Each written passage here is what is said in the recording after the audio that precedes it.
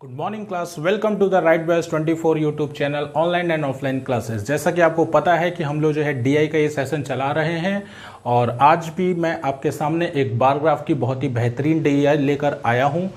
और लगातार आप हमारे साथ बने रहने के लिए आप हमारे चैनल को सब्सक्राइब कर लीजिए और बेल आइकन जो रेड कलर में दिया हुआ है उसको ज़रूर दबा भी लेना है आप लोगों को, ठीक है। और जिससे कि आपको हमेशा हमारी वीडियोस की जो भी वीडियोस हम लोग डालते हैं आपको नोटिफिकेशन तुरंत मिल जाए। जैसे हम लोग वीडियो डालेंगे आपके पास आपके मोबाइल में नोटिफिकेशन आ जाएगा, ठीक है।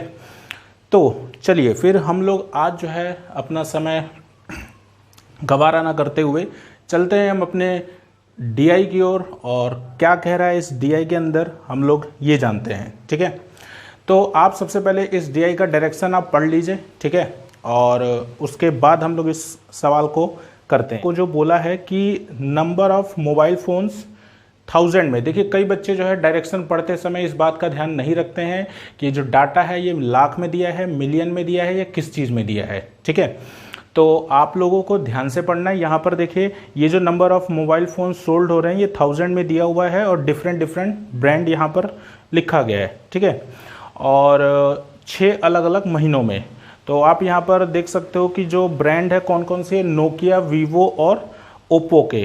तो यानी कि जनवरी से लेकर जून तक जो भी सेलिंग मोबाइल की हुई है और ब्रांड कौन सी है आपकी, नोकिया, वीवो और ओप्पो की, ठीक है। तो उसके बारे में ये बार ग्राफ में आपको दिया जा रहा है। चलिए तो हम लोग इसके क्वेश्चंस को सॉल्व करना शुरू करते हैं और सबसे पहले हमारा क्वेश्चन नंबर आता है 1। तो 1 नंबर क्वेश्चन जो है आप लोग एक बार अच्छे से देख लीजिए और पढ़ लीजिए, उसके बाद हम लोग इसको सॉल्व करना शुरू करते हैं। क्वेश्चन नंबर 1 देखिए क्या कह रहा है आपसे, the average number of Vivo mobile sold in all the given months is approximately what percent more than the average number of Nokia mobiles sold in all the given months, ठीक। तो यानी देखिए इसका कहने का क्या मतलब है, इसका मतलब ये है कि जो वीवो मोबाइल आपको इसने बेचा है सभी महीनों में, उसका एवरेज जो होगा वो जब हम लोग नोकिया मोबाइल इन्हीं सभी महीनों में जो बेचा गया है उसका जो एवरेज होगा। तो बताइए कि वीवो का जो एवरेज है वो नोकिया के एवरेज का कितना परसेंट होगा, यही बात आपसे इस क्वेश्चन के अंदर कही गई है, ठीक है। तो देखिए इस सवाल को हम लोग कैसे करेंगे, चलिए जानते हैं। तो शुरू करते हैं इसका सॉल्यूशन। देखिए यहाँ पर सबसे पहले ये बताइए कि वीवो मोबाइल का अगर आपको एवरेज निकालना है सभी मंथ का, तो आपको क्या करना पड़ेगा, सबसे पहले आप सभी मंथ के वीवो मोबाइल के जो भी डाटा दिया गया है आप उसको जोड़ोगे, ठीक है। तो यहाँ पर आप मेरे को बताओ कि यहाँ पर अगर हम वीवो का अगर पूरा हम लोग जोड़े, ठीक है, तो ये बताइए कि ये जो रेड कलर में आपको दिया जा रहा है, आप बार ग्राफ में देख सकते हो रेड कलर वाला जो डाटा है ये आपका वीवो का है ना। तो यहाँ पर देखिए सबसे पहले 540 दिया है, फिर 260 दिया है, फिर 520 दिया है मार्च में, फिर अप्रैल का 560 है और फिर 570 है, फिर 880 है, ठीक है। तो यहाँ पर देखो बच्चों, अगर आप वीवो का निकालना चाहते हो एवरेज, है ना, तो देखो वीवो का जब आप एवरेज निकालोगे तो ये जो भी मैंने आपको डाटा बोले हैं इन सभी को हमें जोड़ना है, ठीक है। तो देखो जब आप सभी को जोड़ोगे तो आपके पास आता है 3330 और एवरेज निकालना है। तो भाई हमें पता है कि 6 महीना दिया हुआ है ना भाई, जनवरी से लेकर जून तक यानी कि 6 महीना। तो जब हम इसको भाई डिवाइड करेंगे तो बताइए भाई आपका 6 से जाएगा, तो ये 6 से जा रहा है, 6 पच्चे 30, 6 पच्चे 30, 6 पच्चे 30, ठीक है। जैसे आप लोगों ने वीवो मोबाइल का निकाला सेम आपको इसी प्रकार से कौन सा बोला है, नोकिया मोबाइल का। तो देखिए जब आप नोकिया मोबाइल का, तो देखिए यहाँ पर जो ब्लू कलर में आपको दिख रहा है ये नोकिया मोबाइल का डाटा है और ये सबसे पहले देखिए जनवरी में 430 दिया है और फिर उसके बाद फरवरी में 240 दिया है, फिर 460 है, फिर 330, फिर 390 और फिर 760, ठीक है। तो इस प्रकार से आप सभी को जोड़िए नोकिया का, ठीक। तो देखो जब आप नोकिया का जोड़ोगे तो आपके पास आएगा 2610 और इसको डिवाइड कर दो 6 से, ठीक है। तो अब बताइए कि जब आप लोग इसको सॉल्व करेंगे तो भाई 6 चौके 24 और 6 तिया 18 और फिर उसके बाद 6 पच्चे 30, ठीक। तो यानी कि आपके पास आ जाएगा 435।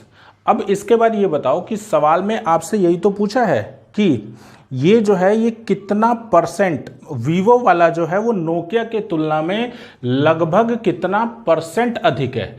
तो बताओ, इस चीज को निकालने के लिए आप लोग क्या करोगे, सबसे पहले भाई इसको और इसको घटाओगे कि नहीं घटाओगे, ठीक है। तो हम लोग परसेंट मोर निकालेंगे तो percent more is equal to 555 में 435 गया 0, 5 में 3 गया 2, 5 में 4 गया 1, ठीक।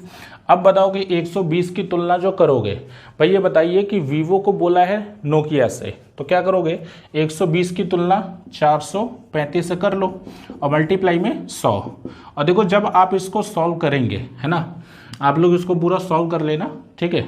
जब आप इसको सॉल्व करते हैं तो आपके पास वैसे तो आंसर लगभग में 27 मेरे ख्याल से ये 58% आता है, ठीक है। लेकिन देखिए आपको लगभग में पूछा जा रहा है तो आपको क्या करना है, 27.58 की जगह आपको उत्तर में जवाब देना है 28%, है ना।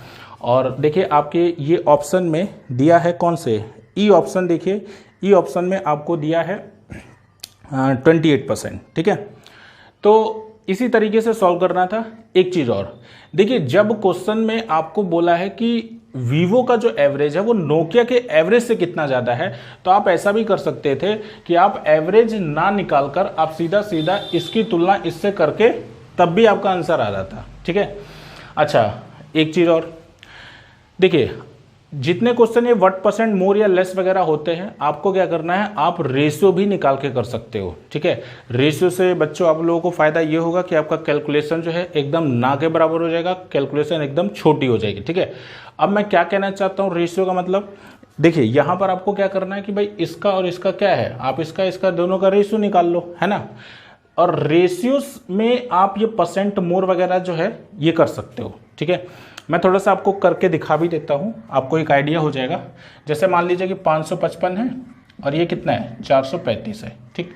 अब बताओ कि दोनों देखो 5 से तो जा ही रहा है, 5 एकम 5, है ना। और ये देखिए 5 बटे 40, 5 बटे 40, 3 बचा, 5 सत्ते 35, ठीक।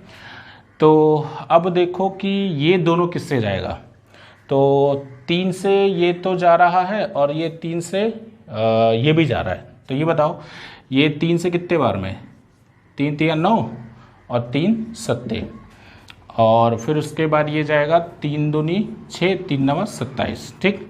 देखते रहिएगा कैलकुलेशन कितना छोटा हो जाता है। अब बताओ कि 37 29 से कितना अधिक है, तो जाहिर सी बात है 8 अधिक है। तुलना किससे करोगे, 29 से, है ना। ये एक तरह से सेकंड मेथड हो जाएगा इसका। तो बताइए मल्टीप्लाई 100 करोगे तो बताओ 8 बट्टे 29 गुणा 100, आप इसको सॉल्व करके देखिए आपको आंसर मिल जाएगा, ठीक है। अब यहाँ की बात करें कैलकुलेशन की, है ना।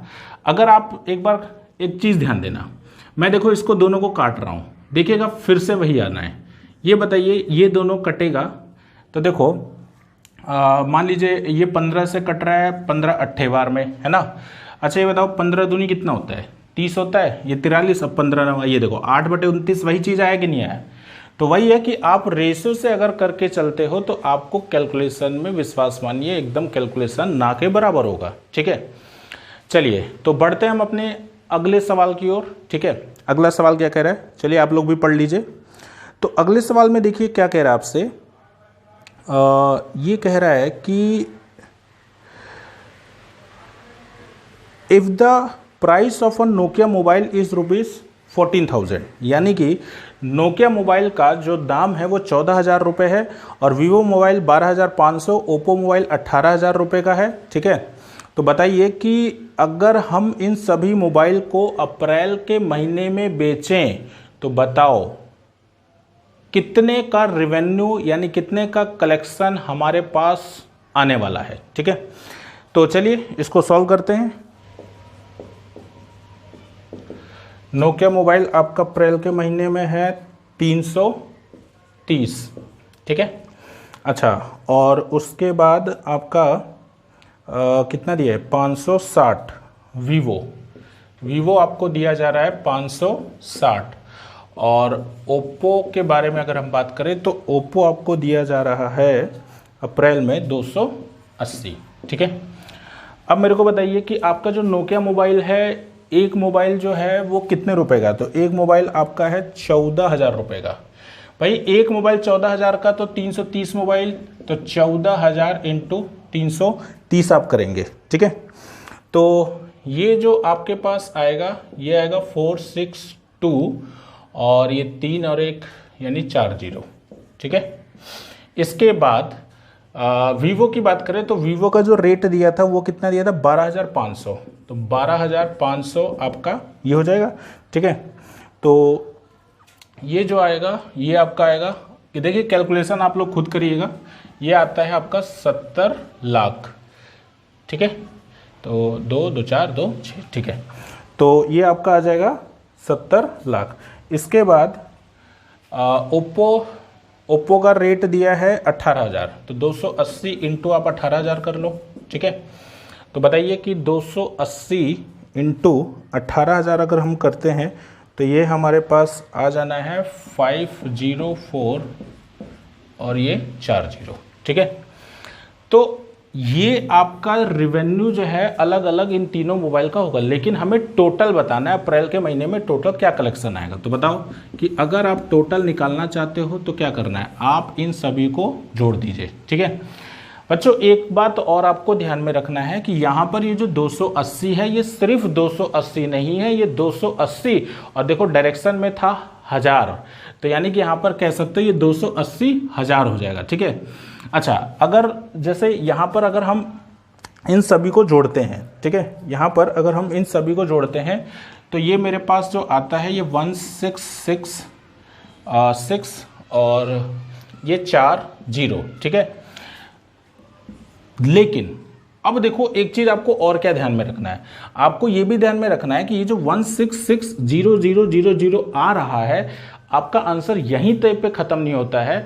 मैंने आपको अभी बताया था कि ये जो 280 है 1000 के रूप में दिया है, तो यानी कि आपको यहाँ पर 1000 और बढ़ाना पड़ेगा। 1000 का मतलब यहाँ पे 3 जीरो आपको और बढ़ाना पड़ेगा। अब देखो, अब यहां से जब आप सॉल्व